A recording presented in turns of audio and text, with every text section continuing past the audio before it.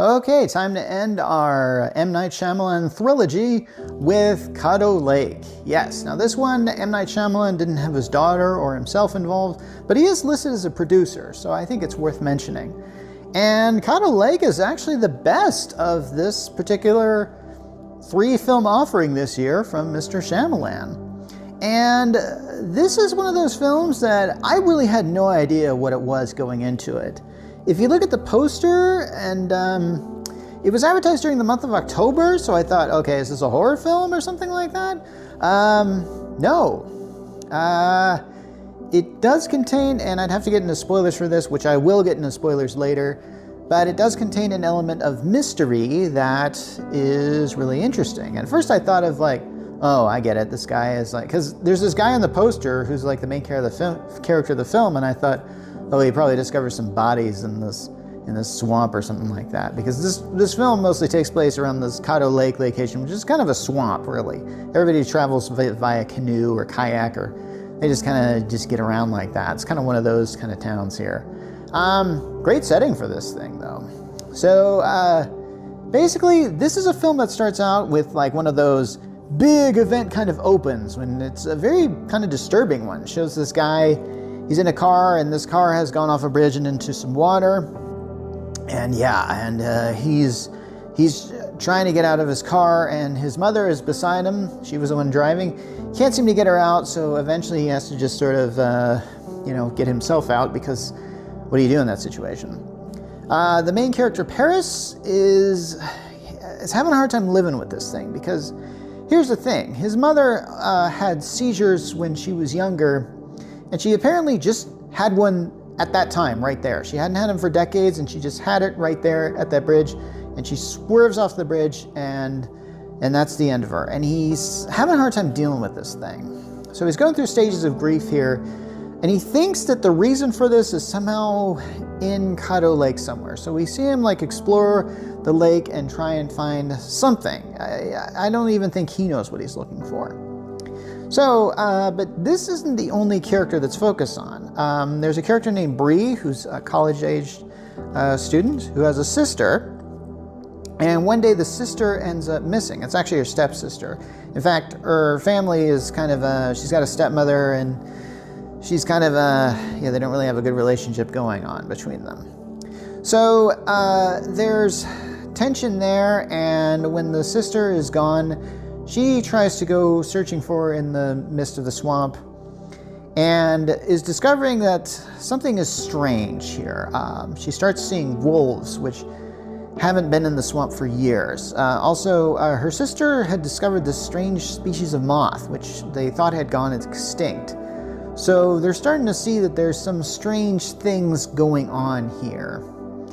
And yeah, this is an M. Night Shyamalan film, so if you've watched enough M. Night Shyamalan films, sometimes there's a supernatural twist to the mystery going on. And spoiler alert, this is no exception. And I might as well just get this out of the way, because you're gonna like or hate this film once I reveal the spoiler. Time travel. Yeah. This is a film that has time travel in it. I did not expect it. Nothing in this film, in the promotional material, seems to even suggest that this remotely exists. This is not like a film like, say, Back to the Future or Time Cut, a film that just recently was released, which featured a time machine or something like that. This is more one of those films in which, like, apparently reality itself has holes in it that if you just go through them, you're back in time. And you can move forward and backward. And basically, one of the characters, Paris, discovers one of these things.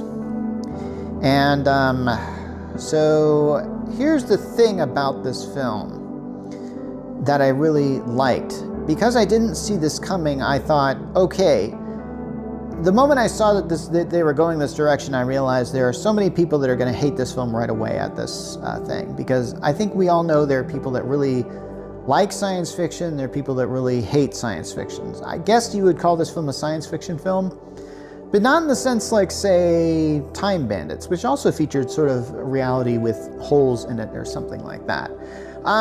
This is more along the lines of, say, Kate and Leopold. If you know that film, the whole reason why Leopold is in our time in the first place is because he falls through a hole in reality that sends him forward in the future. Now, here's the deal. Even in Kate and Leopold, they dealt with this concept. This idea that if you go forward in the future, if you go backward in the future, you've altered the entire timeline as we speak. This isn't like, say, Back to the Future, where Marty McFly can go back in time, alter something, and then come back and the whole society has been changed. No. In this sort of time travel rules in this film, if the moment the timeline is always this way. Because here's what happens. Remember that, Bree's sister that goes missing? Well, as it turns out, Paris finds Paris finds the sister back in time, and then he goes to find help, goes even more back in time to the 1950s, and then leaves her there so she can get proper help, and then goes back to his time. So, this is the strangest thing. Because, well, this is where you're going to get a real headache doing this. Basically, as it turns out, Paris and Bree are actually in different times. Bree is in more like our timeline, which is like, 2022 or 2023 or something. Paris is actually in like the early 2000s. So when Paris goes back in time with the stepsister and leaves her there, that stepsister is trapped there. And so she basically just adapts. She gets married, has a family, and has a son, and that son is Paris. Yeah. Paris saved his own mom. Weird. And then, what makes it even interesting, Paris has a daughter, and that daughter ends up being Bree. And I'm just going like, whoa, I can't believe they went this direction. But at the same time, when you look at it, it all makes sense. And the way these characters interact with the strange things that are happening at them also makes sense. And so I feel like I did not really even know what to expect here. And I just kind of, the one thing I am going to spoil is, of course, the ending, because, Paris ends up kind of, because he's kind of out of time, I think he does something that makes him a fugitive. I think they start associating him with the disappearance of the stepsister or something. I don't really remember, honestly. Anyway, Paris ends up being in a chase scene with the cops, and he veers off the bridge and dies, which is a real shame. I think he got the closure that he wanted in his life, though, or at least what he wanted there. So I guess that's kind of a happy ending, but not quite so. As for Bree, she goes back to her stepmom and then sort of realizes that, hey, family is pretty important, and now that she knows what happened to her dad, I think that sort of gives closure for that. There is sort of a closed time loop thing happening here. And this is one of those, and time travel movies always tend to get unraveled somewhat.